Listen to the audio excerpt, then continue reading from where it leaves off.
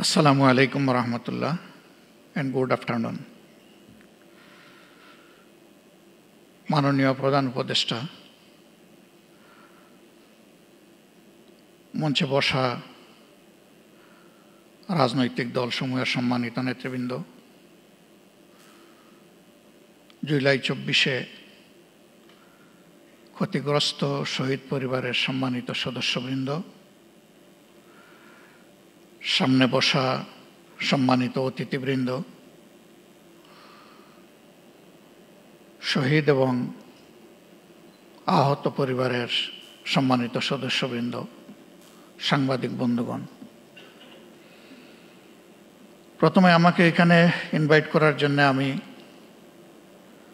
আজকের আয়োজক সংস্থা ইউনাইটেড নেশনস অর্গানাইজেশনের কান্ট্রি অফিসকে আমি ধন্যবাদ জানাচ্ছি। RICL TMX, যুগের পর যুগ স্থাপনা থাকে মজবুত। আসলে কিছু আশঙ্কা, ব্যথা এবং কিছু আকাঙ্ক্ষা নিয়ে আমি এখানে দাঁড়িয়েছি। 15.5 বছর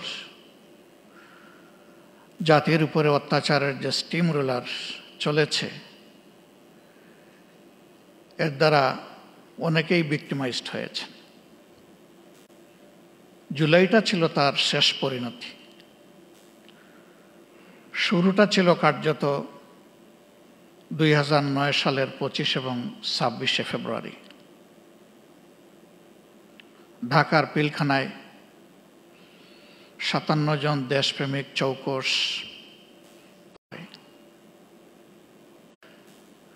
আমি দেখতে পেয়েছিলাম যাদের মুখে বিষণ্ণতার প্রচণ্ড ছাপ। পরবর্তী পর্যায়ে জেলে যখন গিয়েছি, তখন সেই মানুষগুলা কেউ কেউ এগিয়ে এসে বলেছে, আমরা ওই দিন ওই রাতে অমুক জায়গায় আপনাকে দেখেছি। জিজ্ঞেস করেছিলাম, আপনি কোথায় ছিলেন? বলে যে আমি ওখানেই ছিলাম। কত সময় ছিলেন? হাসতে হাসতে বলে, কত সময় নয়, ঘন্টা নয়, দিন নয়, মাস নয়, আমাকে জিজ্ঞেস করুন আমি কয় বছর ছিলাম। অথচ আমাদের আইনে স্পষ্টভাবে ডিরেকশন দেয়া আছে, কাউকে গ্রেফতারের 24 ঘন্টার ভিতরে অবশ্যই তাকে আদালতে তুলতে হবে। কিন্তু না, তারা আদালতের মুখ দেখেননি। তারা জানেন না তাদের পরিবার পরিজন কে কিভাবে আছে। পরিবার জানে না তারা আদৌ বেঁচে আছে কিনা। আমি সকল আয়নাঘর দেখিনি। আমি যেটা দেখেছি, আমি বুঝতে পেরেছি এটি মধ্যম মানের, এটি চরম নিকৃষ্ট মানের নয়। সেই জায়গাগুলোতে কি হয়েছে সে কাহিনী যারা ভুক্তভোগী তারাই ভালো বলতে পারবেন। রাজনৈতিক দলগুলো নিজেদের অবস্থান থেকে বারবার তার প্রতিবাদ জানিয়েছে, কিন্তু তার প্রতিকার আমরা পাইনি, করতে পারিনি। শেষ পর্যন্ত আমাদের যুব সমাজের অতি ছোট্ট এবং সাধারণ একটি দাবিকে নিয়েই তারা রাস্তায় নেমেছিল। অতীতের মতো একই খান্দায় একইভাবে তাদের সেই দাবিকে স্তব্ধ করে দেওয়ার জন্য চেষ্টা করা হয়েছিল। 15 জুলাই রাতে ঢাকা বিশ্ববিদ্যালয়ে যা ঘটেছে, বিশ্ববিদ্যালয়ের ইতিহাসে এটি ছিল আনপ্রেসিডেন্টেড। এর আগে তার কোনো উদাহরণ ছিল না। রাজনৈতিক কর্মীদেরকে লেলিয়ে দেওয়া হয়েছিল।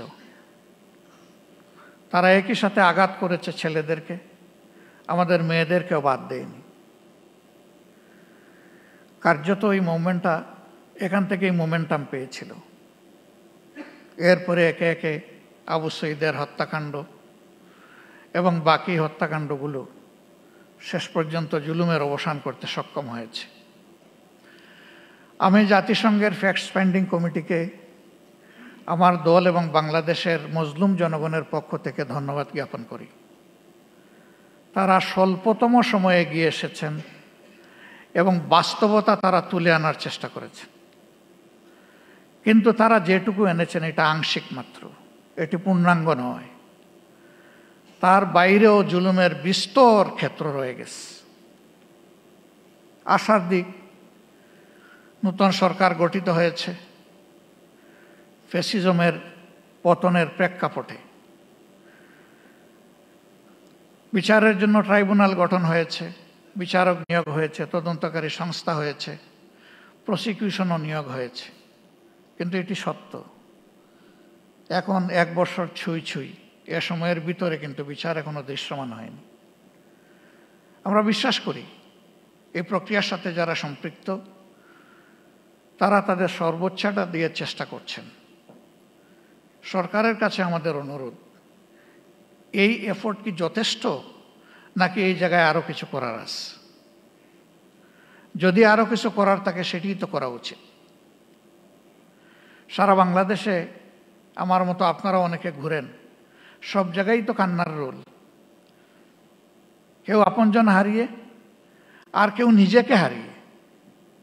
আপনজন হারানোর বেদনা আমরা বুঝি, কিন্তু যারা নিজেকে হারিয়ে বসেছেন, এই যে ছেলেটাকে দেখানো হলো, শুধু দুটো চোখ না থাকার কারণে গোটা বিশ্ব তার জন্য অন্ধকার। সে কি একা? আমাদের হিসাব মতো এই সংখ্যাটা 500-র কাছাকাছি যারা চোখ হারিয়েছে। হাত পা হারিয়ে, মেরুদণ্ডে আঘাত পেয়ে, বুলেট বিদ্ধ হয়ে হাসপাতালের বিছানায় কিংবা নিজের বাড়িতে পড়ে প্যারালাইজ হয়ে কাতরাচ্ছে, এই সংখ্যাটা 250-র উপরে। যারা বিছানায় পড়ে আছে, আর যারা জীবন্ত লাশ হয়ে ঘুরছে, সেই সংখ্যাও 5000-এর কম নয়।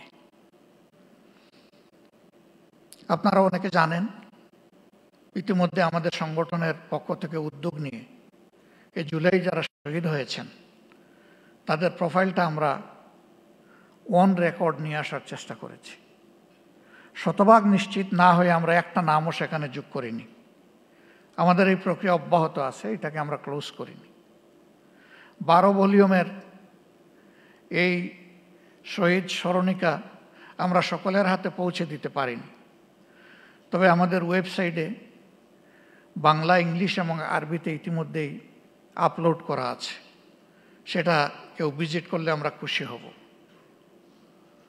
আমরা এবার হাত দিয়েছি যারা জীবন্ত শহীদ তাদের জীবন নিয়ে, এই অন্ধ, পঙ্গু, হাসপাতালের বেডে পড়ে থাকা প্যারালাইজড, তাদের বিষয়টা তুলে আনার জন্য।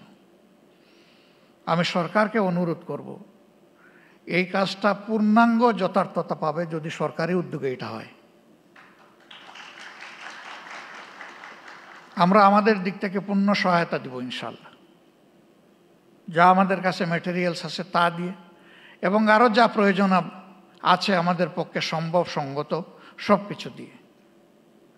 ইতিহাস যেন হারিয়ে না যায়, ইতিহাসটাকে ধরে রাখা উচিত, এবং শ্রদ্ধার সাথে এটা আমাদেরকে স্মরণ করতেই হবে। আজকে আমাদের এই বসাটাও ওই ত্যাগের বিনিময়ে। ওই ত্যাগটা না হলে আমার নিজেরও অবস্থা কী হতো আল্লাহ ভালো জানেন। এখানে আমরা যারা আছি, কে কোন অবস্থায় থাকতাম সেটা আল্লাহ ভালো জানেন। কাজেই আমাদের শহীদরা এবং জীবন্ত শহীদরা আমাদের অ্যাসেট, তারা আমাদের বোঝা নয়। এই স্বীকৃতি আমাদেরকে দিতে হবে।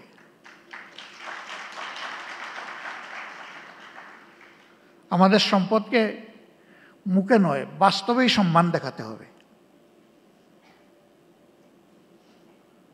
সরকার এবং জাতির পক্ষ থেকে সেটা যেন নিশ্চিত করা হয়। এ বিষয়ে নিশ্চিত করতে হলে 3টা জিনিস প্যারালাল চলতে হবে: বিচার, সংস্কার এবং নির্বাচন। কিন্তু বিচার আর সংস্কারের আগে যদি কোনো নির্বাচন হয়, তাহলে সেটি আরেকটা ন্যাশনাল ডিজাস্টার হতে পারে, আমরা বিশ্বাস করি।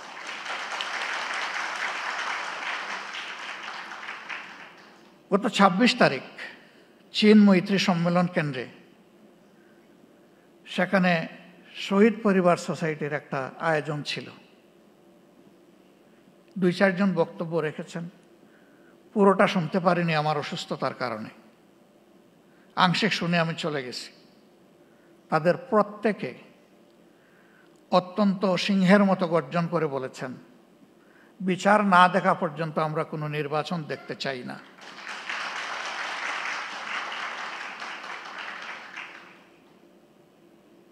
তারাই দাবি করেননি। শত শত মানুষ যাদেরকে হত্যা করা হয়েছে, হাজারো মানুষ যাদেরকে পঙ্গু করা হয়েছে, তাদের সকলের বিচার করে তারপরে নির্বাচন হোক, তারা তা বলেননি। তারা বলেছেন যারা জঘন্য অপরাধী তাদের বিচারটা অন্তত 2-4টা হলেও আমরা নিজ চোখে দেখতে চাই।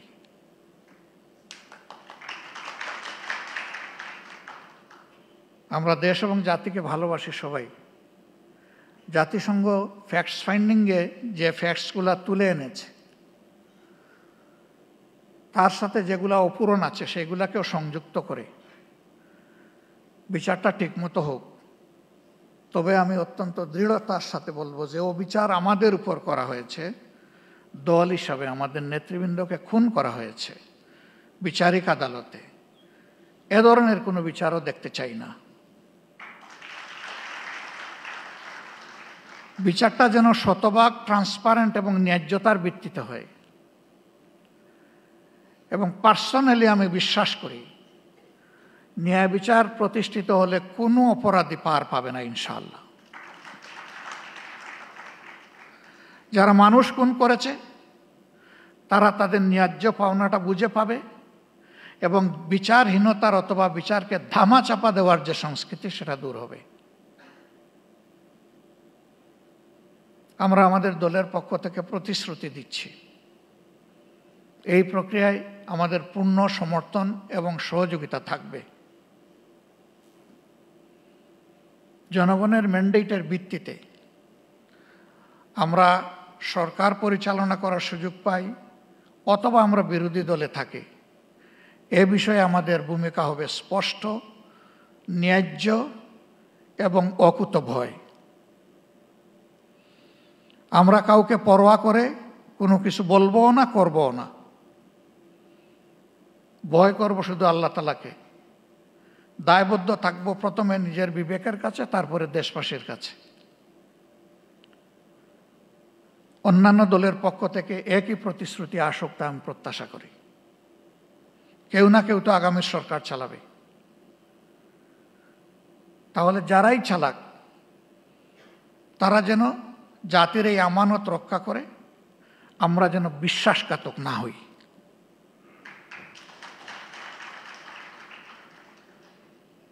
আল্লাহ রাব্বুল আলামিন এই ন্যায় বিচার কায়েমের পথে আমাদের সরকার এবং জুডিশিয়ারি দুইটাকে আপোষহীন পথ চলার তৌফিক দান করুন। এবং আমি এখানে আরেকবার বলবো, জুডিশিয়ারি আমাদের স্বাধীন, এই কথা শুনতে শুনতে কান দুটো প্রায় বন্ধ হয়ে যাওয়ার উপক্রম হয়েছে। এটারও অবসান ঘটুক এবং সত্যিকার অর্থেই জুডিশিয়ারি স্বাধীন হোক। জুডিশিয়ারি তার পূর্ণ স্বাধীনতা ভোগ করুক, তাহলে আমরা মিনিমাম ন্যায় বিচার পেতে পারি বলে আশ্বস্ত হব।